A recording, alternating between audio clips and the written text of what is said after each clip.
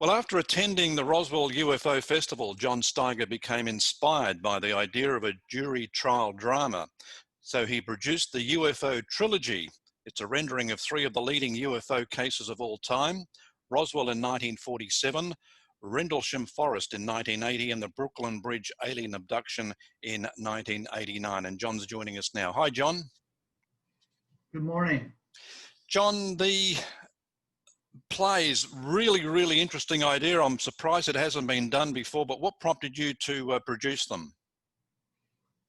Well, what happened is I attended the Roswell UFO Festival in 2015, and I drove out there from the East Coast, which is about a 4-day drive.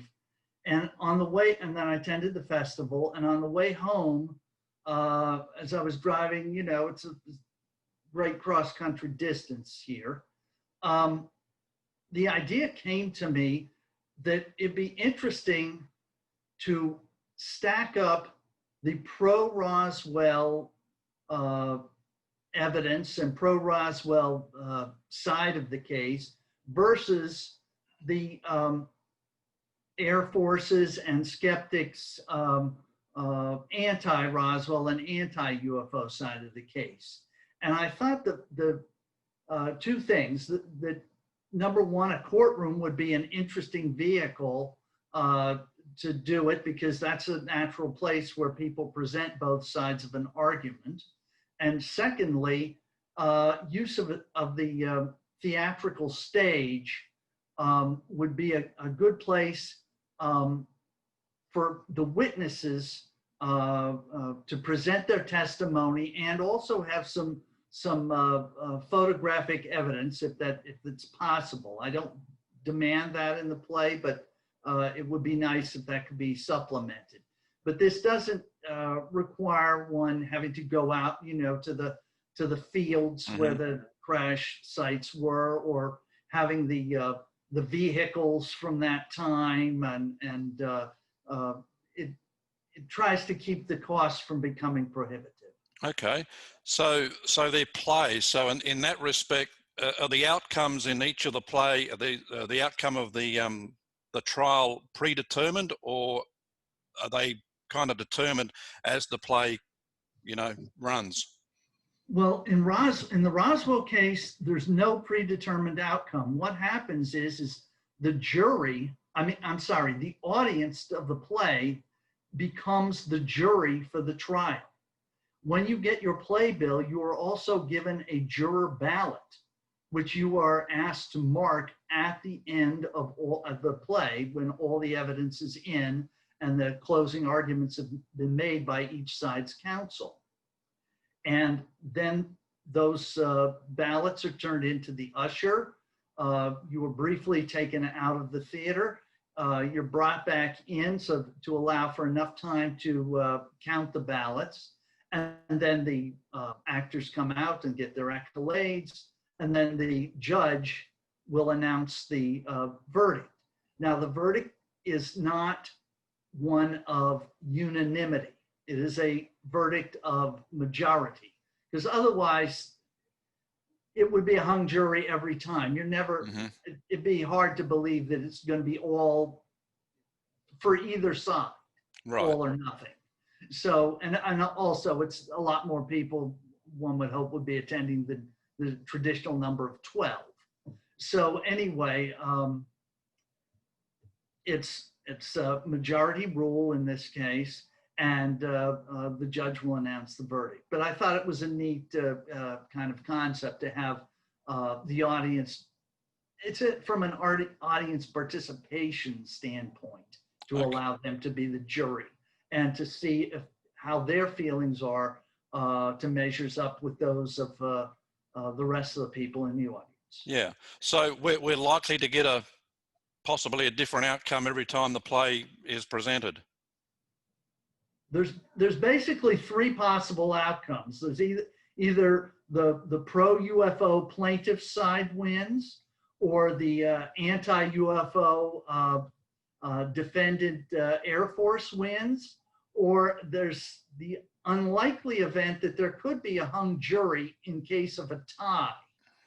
But that would be I would think fairly rare. You'd have to have Yeah. an even number of ballots and both sides exactly the same. But that would be a hung jury. Yeah, really interesting. I'm just kind of thinking. I mean, the crowd, the audience is more than likely going to be pro UFO, which could lean the judgment in the end towards towards a verdict in favor of, say Roswell actually happening and Rendlesham Forest. I mean, is that something you thought about? Well, Rendlesham Forest doesn't have a jury. That play that's a board of inquiry. Okay. It's not a determined outcome at the end. There's some differentiation there. Yeah. Yeah. The Roswell case is, I mean, look, both sides. I think I did an objective job of presenting. I presented only firsthand testimony of witnesses. There's only 10 witnesses on the pro UFO side. There's a lot more than that. I mean, but you're also, this is to take course in one evening's or one afternoon's entertainment. It is not the entirety of the Roswell case, which could take, weeks. Yep. So anyway, so we've distilled it down some. And that's what also makes this book very interesting, because it encapsulates Roswell and Rendlesham Forest and the Brooklyn Bridge case in a nutshell. So you can find out all the basic information about what each of these paramount cases are about. And there's also a bibliography in each of the plays at the end of them to provide for further reading. And I highly recommend you check out more of those sources if you are so inclined. Okay. Did you add any fiction to each of the presentations with the real life? Fictionalized characters, okay, in Roswell, the fictionalized characters would be the courtroom personnel. That's it. All the witnesses and all the evidence presented is based on the fact of the pro UFO sides or the facts developed by the anti-UFO side of the Air Force. The Air Force put out 2 reports in the 1990s, and their side is largely based on those 2 reports. Now, do we want to continue on with Rendlesham about that same question? Sure. Sure. Yep. Okay. The Rendlesham Forest, again, there's a ton of evidence that's available on Rendlesham Forest. I have the bibliography in the play leads to most all of that. I was very thorough in my research. However, you can only present so much in the course of one evening or one afternoon's entertainment. And they are meant to be entertaining. So anyway, with the Rendlesham Forest play, I presented 3 witnesses. The main 3 witnesses, there was Jim Peniston and John Burroughs, who were first night. John Burroughs was also out in the 3rd night, and Colonel Holt was the main player on the 3rd night. And so the first act is Peniston, the second act is Burroughs, because he was 1st and 3rd, and then the last act is Colonel Holt on the 3rd night. Now the 2nd night is not as developed, and there's no act covering the 2nd act. There's no act covering the 2nd night's activities. Right. Because they're just simply the main witnesses. There were really only 2 of them, we believe, but neither one has come forward and given a full explanation of what happened. There's surmisals and some knowledge of it, but I didn't feel comfortable that there's a sufficient amount to include an act on that in the play. Are you going to send an invite to say Jim Peniston and Burroughs, when the play? I offered beforehand for both of them to look at the play, that they had the opportunity to do that. I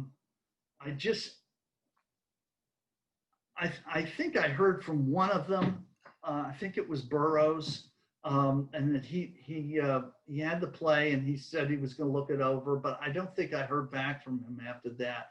I don't know that I heard from Peniston. I have interviewed Colonel Holt on a couple occasions, but that wasn't really for factual development. He wrote a very comprehensive book of the whole. I think it's the whole perspective, and it's to be honest, it's I feel the greatest UFO book for photography that I've ever seen. Right. Now, there's some others for text that I like too, but for photography and particularly for Rendlesham Forest, his book and Mr. John Hanson's, it's a wonderful book. So anyway, but I don't have a military background. And so Colonel Holt was very helpful in assisting me with military terminology. And for instance, at one point he went back to when he was going to go out, but before he was at a party, he was notified that the UFO had returned. He had to go back to his home to get out of party attire and change into appropriate clothing. I didn't know that term was field gear. And that's all you have to say. The colonel said, just say, yeah, I changed into field gear, because that wasn't, I don't recall that was in any of the sources. Yeah. Because it's a simple, military technology or term. And anyway, that's just an example of how he helped me out with this play. Right. Well, Roswell and Rendlesham Forest are, like icons in ufology folklore, but I guess a lot of people won't be all that familiar with the Brooklyn Bridge alien abduction, basically because it hasn't had the same fanfare as the other two. No, I suppose that's not. I would like. Could we just go back to Rendlesham Forest, because there is one aspect of the play that I'd like to include before I forget to mention it. Roswell had the interesting concept to me of the audience acting as the jury.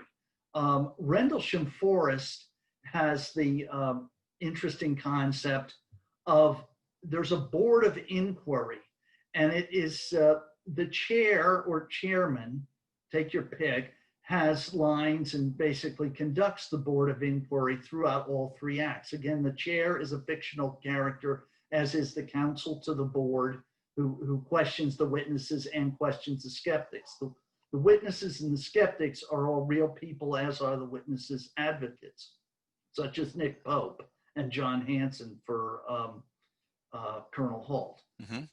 Now, because a board of inquiry is more than one person, but there's no lines for those people, I said, well, where are we going to get people to be on the board? Who would want to sit up there and as actors or whatever, and just sit there and do nothing? Well, I said, wow, the possibility exists. You could have audience members sit on the actual stage and witness the proceedings from up on stage. Now, where do you see this? It's very rare if it ever happens. Can you pardon me for 1 second? Sure. I need to take one break. Yep. Apologize for that interruption. What it is that the board of inquiry is made up of a chair who is an actor in the play, and also audience members. You can have 2 to 4 audience members. I would feel that you'd have an odd number on either side of the chair for symmetry, but I suppose whatever the director wants would be okay. But they would sit up there. They could take notes. But they would simply observe the play from up on stage. And I just thought that was an interesting aspect to the Rendlesham Forest play. Certainly is, and also a probably an incentive too for people to come and see the play if they feel like they may get a chance to sit up there on the stage. Well, exactly. I would think those would be premium seats. Yeah, yeah.